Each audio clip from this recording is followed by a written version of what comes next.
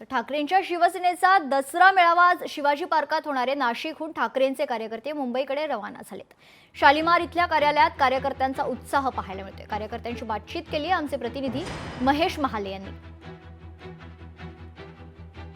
शिवसेनेचा दसरा मेळावा आज पार पडतोय। या मेळाव्यासाठी नाशिकमधून ठाकरेंच्या शिवसेनेचे पदाधिकारी आणि कार्यकर्ते हे मुंबईला रवाना होत आहे। आपण जर बघितलं तर ढोल ताशाच्या गजरामध्ये हे सगळे पदाधिकारी आहेत। ते आजच्या सभेसाठी मेळाव्यासाठी खरं तर मुंबईला रवाना होत आहे। आपल्यासोबत काही पदाधिकारी आज दसरा मेळाव्यासाठी रवाना होत आहे।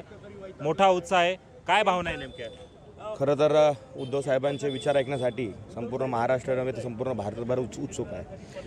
खरं तर संपूर्ण शिवसैनिक एक आनंदमय चैतन्यमय वातावरणामध्ये मुंबईकडे रवाना होणार आहे। साधारणतः 500 गाड्यांचा ताफा या शहरातून आणि जिल्ह्यातून मुंबईकडे रवाना होणार। खरं तर महाराष्ट्रामध्ये जो ओला दुष्काळ पडला आहे त्या संदर्भात आज साहेब काय भूमिका घेतील? कारण साहेबांनी प्रथम सांगितलं की 50,000 रुपये हेक्टरी ही जाहीर करावी आणि ओला दुष्काळ जाहीर करावा।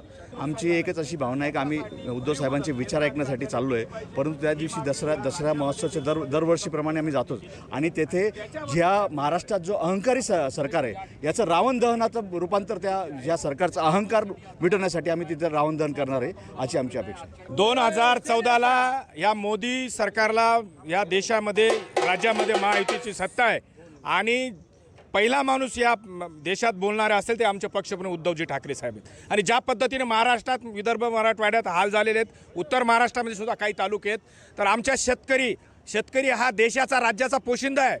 आपली अर्थव्यवस्था ही शेतीची अर्थव्यवस्था आहे आणि त्या शेतकऱ्यासाठी 15 दिवस होऊन सुद्धा फक्त मिटिंगावर मिटिंगा घेत आहे। काढा ना कर्ज।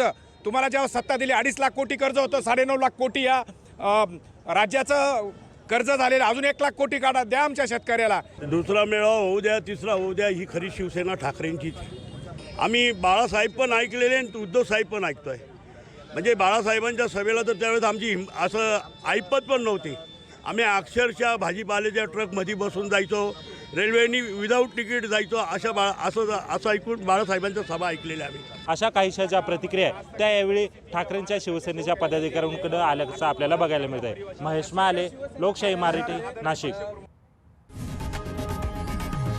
लोकशाही मराठी ऐका, पहा, जागरूक रहा।